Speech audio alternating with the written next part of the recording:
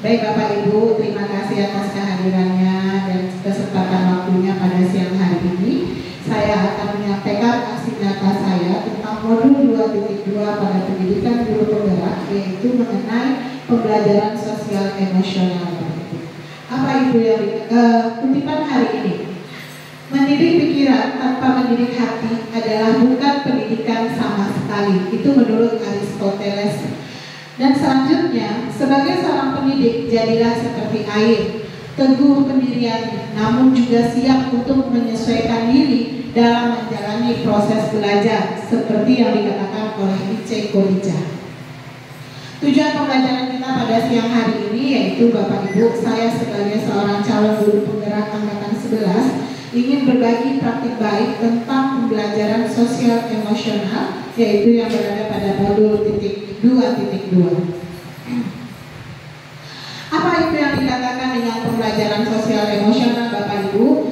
Pembelajaran sosial dan emosional yang disingkat dengan PSE adalah pembelajaran yang dilakukan secara kolaboratif oleh seluruh komunitas sekolah. Proses kolaborasi ini memungkinkan anak dan pendidik serta tenaga kependidikan di sekolah memperoleh dan menerapkan pengetahuan, keterampilan, dan sikap positif mengenai aspek sosial dan emosional agar dapat memiliki 5 kompetensi sosial emosional. Apa saja Bapak Ibu? Yaitu kesadaran diri, manajemen diri, kesadaran sosial, keterampilan berelasi, dan pengambilan keputusan yang bertanggung jawab. Saya akan menjelaskan tentang apa saja kompetensi itu Bapak Ibu. Dimulai dari kesadaran diri. Dalam kelas itu yang diharapkan. Jadi diselipkan Bapak Ibu keterampilan-keterampilan, kompetensi-kompetensi yang 5 tadi itu ada di dalam modul ajar kita kalau bisa. Kita bedah satu-satu. Untuk kesadaran diri, apa yang dimaksud anak itu telah mencapai kompetensi sosial emosional di kesadaran diri, di mana anak-anak itu memiliki atau memahami perasaan, emosi, dan nilai-nilai diri sendiri dan bagaimana pengaruhnya pada perilaku diri dan berbagai situasi dan konteks kehidupan. Sebenarnya ini sudah kita lakukan Bapak Ibu, yaitu ketika kita meminta anak untuk berdoa, meminta anak untuk mengingat keyakinan kelas. Jadi disadarkan lagi kembali dirinya bahwa sebenarnya kita ini untuk apa nak berdoa itu. Sekarang kan anak-anak itu berdoa cuma sekedar berdoa, tapi apa tujuan mereka berdoa terkadang mereka lupa. Kemudian dalam proses pembelajaran itu kita mulai terlebih dahulu Bapak Ibu dengan mengingatkan kembali keyakinan-keyakinan kelas yang telah dibuat. Jadi anak ini kita munculkan kesadaran dirinya, dia bagusnya itu kita ulang setiap saat di saat pertemuan-pertemuan. Jadi inilah yang dikatakan dengan kompetensi yang pertama, yaitu kesadaran diri. Lanjut. Yang berikutnya adalah definisi manajemen diri, yaitu kemampuan untuk mengelola emosi, pikiran, dan perilaku diri secara efektif dalam berbagai situasi dan untuk mencapai tujuan dan aspirasi.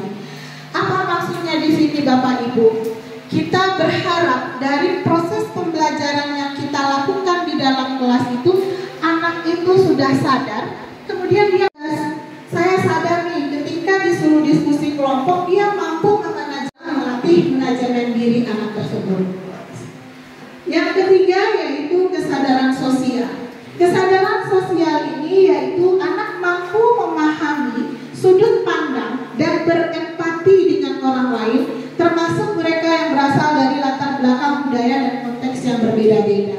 Ini bisa kita jadikan budaya sekolah seperti dalam kegiatan, selain di dalam kelas kita bisa jadikan budaya sekolah Bu. Silahkan anak-anak Ibu perhatikan nak sekeliling kita, kira-kira ada tidak teman kita yang pergi sekolah saja susah nak? Jadi kita memunculkan rasa empati sehingga mereka sadar bahwa di sekeliling mereka ini tidak seberuntung mereka, maka muncullah keinginan untuk berbagi, untuk berinfak tanpa kita paksa. Itu untuk kesadaran sosial di budaya sekolah. Kalau di dalam kelas, bagaimana mereka membantu kawannya ketika ada kawan yang tidak dia kuha, bukan di saat dia ujian, tetapi di saat mereka sedang belajar di dalam kelas. Yang tadi ketika ditampilkan video oleh Ibu tadi, bagaimana muncul kesadaran sosial dari kawan-kawan di sekelilingnya, bukan mentertawakan, tetapi bagaimana mereka memotivasi kawannya itu untuk mampu dan bisa mematahkan hal yang dirinya sendiri merasa dia tidak mampu. Jadi dalam pembelajaran di dalam kelas, kita para guru diharapkan mampu memunculkan kesadaran sosial ini pada diri anak. Yang ketiga adalah keterampilan berelasi. Keterampilan berelasi ini kita harus mampu Bapak Ibu untuk membangun dan mempertahankan hubungan-hubungan yang sehat dan suportif. Jadi di dalam kelas itu tidak ada yang saling, kalau dilihat sekarang kadang melihat kawannya saja. Nah seperti itu Bapak Ibu. Jadi kita harapkan anak-anak ini mampu merasa bahwa kita di dalam sini di dalam sekolah ini adalah sebagai siswa. Mau seperti apapun kondisi kita di luar, sehebat apapun kita berada di luar sekolah, tapi ketika kita datang ke SMA Negeri 2 Rembatan, status kita sama, yaitu sebagai pelajar. Maka tugas kita adalah mampu saling berkolaborasi satu sama lain. Jadi Bapak Ibu, memang peran kita sebagai seorang guru, semakin kita pelajari itu, semakin membuat kita ternyata berat ya. Tugas dan peran kita sebagai seorang pendidik harus kita munculkan, harus kita lahirkan di dalam setiap proses pembelajaran. Seperti yang ini keterampilan berelasi. Lanjut yang terakhir, yang kelima dari 5 kompetensi KS sosial emosional adalah pengambilan keputusan yang bertanggung jawab. Jadi kita harus mampu menyampaikan kepada anak ketika apa yang mereka lakukan itu dan apa yang mereka putuskan itu pasti akan ada konsekuensinya. Seperti saat ini mungkin anak-anak kita masih banyak yang berulah Bapak Ibu, yang tidak mau masuk ke dalam sekolah, yang tidak mau masuk ke dalam kelas. Maka kita harus menyampaikan kepada mereka, ketika anak-anak Ibu melakukan seperti itu, kira-kira apa yang akan terjadi nak 5-10 tahun dari sekarang. Ketika anak-anak Ibu malas untuk belajar, apa yang akan anak-anak Ibu petik nanti ke depan. Di dalam proses pembelajaran, di mana ini bisa kita letakkan? Ketika dia mengerjakan soal, dia bisa menjawab, dia bisa menjelaskan, maka dia sudah ada rasa memiliki atau mampu mengambil keputusan yang bertanggung jawab. Maka ini bisa kita letakkan di proses pembelajaran, di kegiatan intinya Bapak Ibu, dinampakkan pada modulnya. Oke, silahkan lanjut. Berikutnya adalah kita sebagai seorang guru harus menciptakan atau memberikan mampu menjadikan anak itu memiliki mindfulness. Apa itu mindfulness Bapak Ibu? Kesadaran penuh untuk apa mereka datang ke sekolah ini. Kesadaran penuh bagi mereka. Sekarang misalkan pernahkah Bapak Ibu mengalami hal-hal berikut? Apa yang ada dalam pikiran saat menonton film atau membaca buku kesukaan? Jadi sebelum kita memulai pembelajaran, kita lakukan persepsi atau motivasi dengan menanyakan kabarnya terlebih dahulu, bagaimana kondisi fisiknya, bagaimana keadaannya ketika mereka datang ke sekolah. Jadi kita siapkan anak-anak ini memang dalam keadaan kesadaran full, dia ada di dalam kelas. Bisa, kondisi anak Ibu bagaimana saat ini nak? Sudah siapkah untuk belajar? Jadi kita mulai dengan yang seperti itu. Mungkin di awal-awal, oke gini ya, kita sudah terbiasa nih, langsung ya ini. Tapi sekarang kita tanya dulu, tadi di rumah kira-kira ada yang belum makan, ada yang belum sarapan. Jadi kita pancing terlebih dahulu, dia mau bercerita agak sekitar 5 menit. Itulah yang dikatakan dengan kesadaran penuh atau mindfulness. Praktik untuk menerapkan kesadaran mindfulness di dalam kelas. Ada yang dikatakan dengan teknik stop. Apa itu Bapak Ibu teknik stop? Yang pertama S. Kita minta anak-anak Ibu ketika suasananya di dalam kelas itu sudah gaduh sekali, ya baik anak Ibu Sekarang tolong berhenti sebentar. Kita diam sebentar anak-anak ibu. Kemudian take a break. Silahkan anak-anak ibu tarik nafas yang paling dalam. Dalam dan hembuskan. Jadi terkesan kita sebagai psikolog, guru BK, coba Bapak Ibu bisa kita praktekkan sekarang. Bapak Ibu coba dalam keadaan duduk yang posisi siap.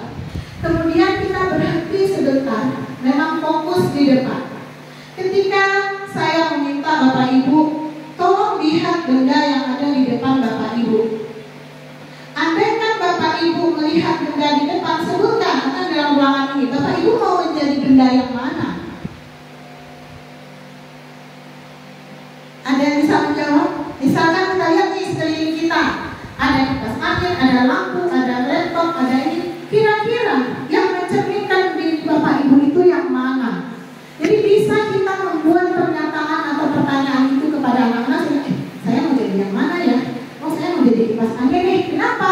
Karena saya pengen menyejukkan Bu untuk ke semua orang. Saya ingin menjadi lampu Bu. Kenapa? Karena lampu memberikan cahaya yang baik kepada seluruh ruangan.